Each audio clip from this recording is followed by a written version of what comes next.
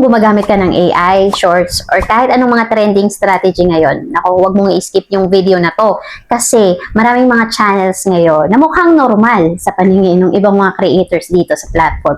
Pero sa mata ng YouTube, isa na palang malaking monetization risk.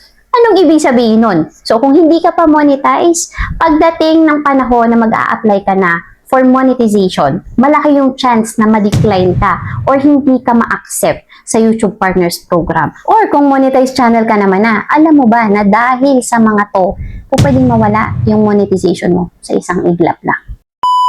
So mga ma'am sir, sa video na to pag-uusapan natin yung 6 na klase ng mga YouTube channels na posibleng o malaki yung chance na hindi ma-monetize o mawala yung monetization this 2026. At alam nyo ba na yung number 1 sa listahan na to, ito yung pinakasikat na strategy ngayon. Pero siya rin yung isa sa mga dahilan na posible o mataas yung chance na hindi ma-monetize, mawala yung monetization this 2026. Okay, simulan natin sa number 6. Ito yung channel na tinatawag na re-upload compilation channels. Hanggang ngayon, marami pa rin ako nakikita ang ginagawa to. Tapos, yung iba, ang lalakas ng loob, mga kabago-bagong mga channel, ginagawa ka agad itong klase ng mga content na to. So, pag sinabi mong re-upload compilation, karamihan ito yung mga channel na kumukuha ng mga video sa TikTok, sa Facebook, sa ibang mga platform, tapos i-re-upload dito sa YouTube. At ang pinakamaangas pa, minsan yung mga creators na yung mga channels na yan, dito pa mismo sa YouTube kukuha ng video. Tapos ang gagawin, tapos ipagdidikit-dikit. And then, yun lang. Tapos i-upload na sa kanilang mga channel. Diba, kung tinatamad ka naman din talaga, sa una parang, wow, ang gandang idea, saglit lang, may content ka na. Hindi na kailangan mag-effort. Diba? At first, may isip mo, magandang idea siya. Lalo na dun sa mga tinatamad, gumawa ng script, mag-isip ng iba-vlog nila. Pero ito na lang yung isipin mo ha. Kung nagbabala kang gawin or, alam mo yun, bumuo ng channel na ganyan yung mga content mo. Isipin mo na lang, kung yung mga viewer mo nga, mga audience mo ay napapansin na hindi sa'yo yung mga video na yun, ano na lang yung YouTube system. So, ano na lang yung system mismo ni YouTube. Mas madali niyang matidetect yan. Diba? Kung ako si YouTube, tatanungin kita, ano yung ambag mo? Diba? Ano yung contribution mo doon sa content na in-upload mo? Okay, number 5 na tayo. Ito naman yung tinatawag na automated news channels. Guys, napansin nyo ba? O ako lang yung nakakapansin. Dumarami na yung mga AI news channels na, diba, majority is AI voice lang yung nagsasalita. So, kukuha lang sila nung article, ipapabasa sa AI. Then what? Lalagyan ng stock footage, then upload. Diba? Kung tutuusin, ang bilis niyang gawin. Diba? Tapos repeat lang. Hanggang sa dumami na ng dumami yung mga na-upload mo. Ang nangyari, nagkapare-parehas na. So, saan ka madadali niyan? So, pwede kang madali dyan as repetitive content. So, dalawa lang yan. Sabi ko nga kanina, kung hindi ka pa monetize, pwedeng ma-disapprove yung application mo for monetization. Or kung monetize ka na, pwede namang may kalagyan yung channel mo. Pwedeng mawala yung monetization mo or mas malala pa. Yun yung isang nakikita ko naman sa disadvantage din kasi ng AI. Although mabilis napapabilis nito yung mga gagawin. Kung iisipin mo kahit ngayong thumbnail diba, kahit yung script, itatype mo lang, gawan mo ako ng 5 minutes script for TikTok. Ganyan, for TikTok affiliate. Diba, seconds lang, may script ka na. Yung disadvantage naman nun, so sobrang bilis, ang dami nating na-upload ng mga ganon. Hindi natin nahalata na paulit-ulit na pala. Paulit-ulit na pala. Maaaring maging pasok siya doon sa napapanahon na violation ngayon, which is repetitive content. And take note mga ma'am sir, marami na pong na-demonetize na channel dahil sa violation na yan. Kung gusto mong maging safe, lagyan mo ng analysis yung video mo.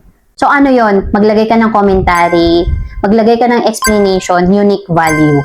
Next naman, ito ang susunod na klase ng channel. Ito yung mas nakakatakot kasi ang daming gumagawa nito. And karamihan pa sa gumagawa nito ay mga sikat na creators, malalaking channels na noon ay active pa, pero ngayon ay terminated na.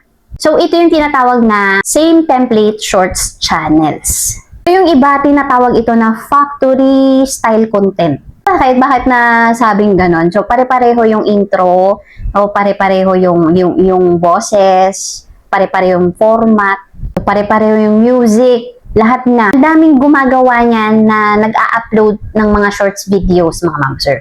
At bakit nagiging delikado ito? Alam niyo ba na po pwedeng mabasa yan ng system as mass-produced content? Tipong parang hindi na totoo, parang hindi na totoong creator yung gumagawa. Makina o robot na sa paningin ng system. Yung risk dito, kapag naramdaman ng system na, ay, teka, templated na, masyadong templated na yung pagkakagawa ng mga videos niya. Posible, mga ma'am sir, mataas yung chance na magkaroon ka ng monetization issues. So, ayan, nasa number 4 pa lang tayo, pero hindi pa yan yung pinakamalaking problema ngayong 2026. Okay, number 3, mga ma'am sir. Ito, marami rin akong nakikita ngayon ito. Kasi nga, madali na lang siyang gawin by the use of AI. Fake celebrity channels. So, ito mga ma'am sir, talaga yung pakaingat-ingatan talaga ninyo. Ingatan nyo talaga itong klase ng content or channel na to. Dito kayo mag-iingat. Ano ba itong fake celebrity channels na to? So, ito yung mga channel na gumagamit ng AI celebrity voices. Yung ibang mga ganitong application kasi, no, kapag gumamit ka nito is, meron kang babayaran na subscription. Yung iba nag-a-avail ng subscription talaga. Dito na pumapasok yung mga fake interviews na content, di ba, yung mga deepfakes. For example, doon sa content nila, di ba, pinagmumukha nila na totoong nagsasalita, totoong binabanggit yung mga words na yon ng isang sikat na tao, o celebrity, or politician man. Ang totoo is hindi naman talaga. Di ba, mga master, in fairness naman, sa umpisa, di ba, kapag nakakita tayo ng ganyan, or nakagawa tayo, nakakreate tayo ng ganyang mga content, di ba, nakakatuwa sa umpisa. So, kahit ikaw maa-amaze ka kapag nakapag-create ka niya na, wow, pwede pala talaga. Minsan, marami yung naaaliw, namamangha, natatawa. And honestly, maraming mga creators talaga yung nakakakuha ng maraming views dahil dyan. Pero may isang problema na ito talaga may kalalagyan yung channel mo kapag ganito yung mga content mo. Alam mo kung ano yon. Yung kapag nag-upload ka, no, hindi mo ginagawa yung AI disclosure. And ano pa, yung tipong hindi malinaw sa mga viewers kung AI ba yung in-upload mo o hindi. Kung nagkakaroon ba ng pagkalito, diba, yung mga audience or viewers mo at hindi nila alam kung AI ba kasi nagmumukhang totoo yung video na in-upload mo. So, ito naman, yung susunod, ito yung klase ng channel na maraming mga creators yung naggugulat dahil, ayan, kapag mag-a-apply sila for monetization, nakakatanggap sila ng rejection email. Okay, number 2, copy-paste AI channels. Alam naman natin na hanggang ngayon, allowed pa din ang AI dito sa platform. Pero, yun, ang daming mga creator kasi yung sinasamantala yung paggamit ng AI at hindi inaaral kung alin yung pasok at hindi pasok sa policy ni YouTube. So, dito sa klase ng channel na to guys, itong copy-paste AI channels na to, so marami dito yung nagkakaroon ng misconceptions. Dahil nga marami na sa mga creators yung nakatanggap ng violation about sa mga AI slap. Ayan, pagkakaintindi tuloy ng iba, lalong-lalo na yung mga baguhan, is bawal na yung AI. Pero hindi yung totoo na bawal na ang AI. So, bawal yung mga AI slap. Kung yung halos lahat ng content mo is made of AI na, 'di ba? Wala nang originality or wala na talagang original na nanggaling sa'yo. Ang nangyari, lahat na, mga stock footage na AI. So, copy-paste na lang. So, eto na mga ma'am sir, pupunta na tayo sa number 1. Okay, number 1, AI slideshow channels. Naku, ang daming gumagawa nito guys. Iba't ibang klaseng mga AI channel ang gumagawa nito. Yung mga pinagsama-samang mga images. Ayan, meron pang nagtanong sa akin before na, ma'am, okay lang ba yun na gumawa ako ng, alam yung mga pictures na nagawang AI. Ayan, galing sa AI. Tapos, sarili ko namang voice over. Ayan, medyo risky pa rin siya mga ma'am sir. Alam niyo kung bakit? Kung nilapatan mo nga ng sarili mong boses, 'di ba? Pero wala ka pa ring ibinigay na, alam mo yun, yung galing sa'yo na analysis. Wala kang commentary na galing mismo sa'yo. Tapos yung script, gawang AI pa din. Masasabi ko na risky pa din siya. Ito nga guys, itong AI slideshow channels na to, no, tahimik lang yung klase ng channel na to, yung klase ng mga content na to, pero ang daming creators na gumagawa nito ngayon. So, ibang klaseng mga niche nga lang. So, kahit yung iba yung mga news channel na pero slideshow yung pagkakagawa, 'di ba? Mga images na pinagdikit-dikit.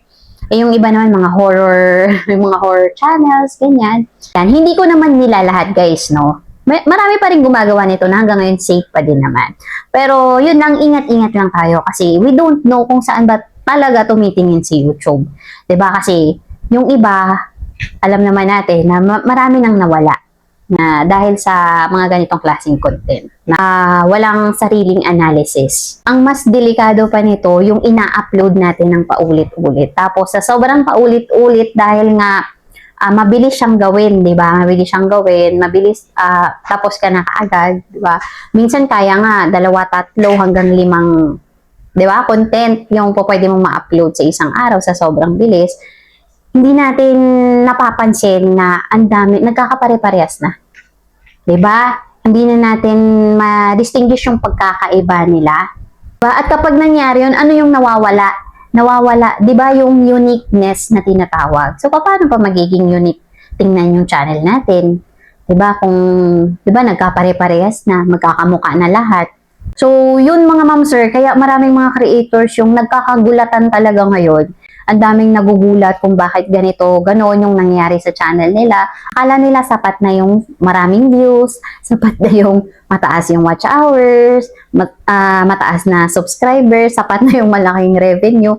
Hindi nila alam na isang iglap talaga, pwedeng mawala talaga yung channel. Yun mga ma'am sir, bago ako magtapos, kung may isang bagay ka na dapat mong tandaan sa video na to, ito yon. So hindi AI yung kalaban mo ngayon, hindi shorts, no, hindi automation, at hindi kahit anong mga AI tools. So, ang totoong hinahanap ni YouTube ngayon ay yung isang bagay na hindi kayang gayahin ng AI. Alam mo kung ano yun? Ikaw. Diba? Yung boses mo, yung opinion mo, yung creativity mo, yung perspective mo. Mga ma'am sir, kung nakarating ka sa part ng video na to, gusto kong malaman, doon ba sa 6 na klase ng YouTube channel na nabanggit ko? Just comment below kung alin ba doon sa 6 na yon pinakamalapit yung channel mo.